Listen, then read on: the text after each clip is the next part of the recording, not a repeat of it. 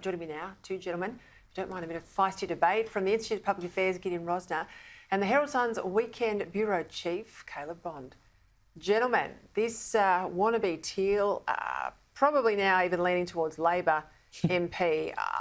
She'll be kicked out of Labor right for half the stuff she goes on about. Well, this is the point, okay? So Bridget Archer, she voted with the Labor Party at the last election, prior to the election on legislation. Yep. She's pushing the barrow for a whole lot of causes with the Teals. She lined up with the Teals down the crossbenches on issues last week about the Integrity Commission. Yep. She now gives Labor a leave pass. Yep. At what point does someone say to her, lady, buzz off? Look, sadly we're used to people in the Federal Parliamentary Liberal Party going soft on things like climate and things like that. You know, that happens.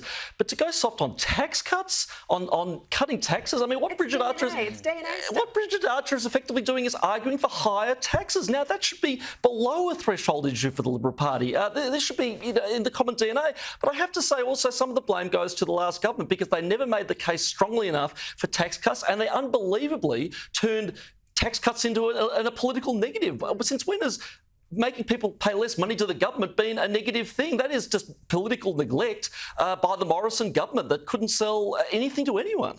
For all of the Scotty for marketing. Like a true man from the IPA who have always been at the vanguard of tax cuts.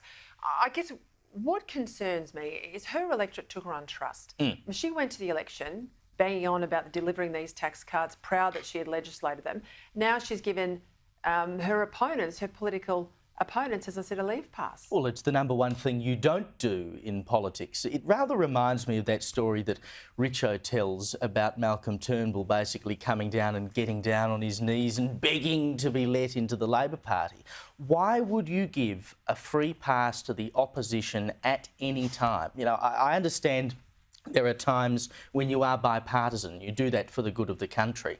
But if you are a Liberal MP saying, oh no, maybe we shouldn't cut tax, you're in the wrong party. I don't think there's much doubt about that. It is a broad church, we know, the Liberal Party. Not that broad, I was going to say, you're not even in the church.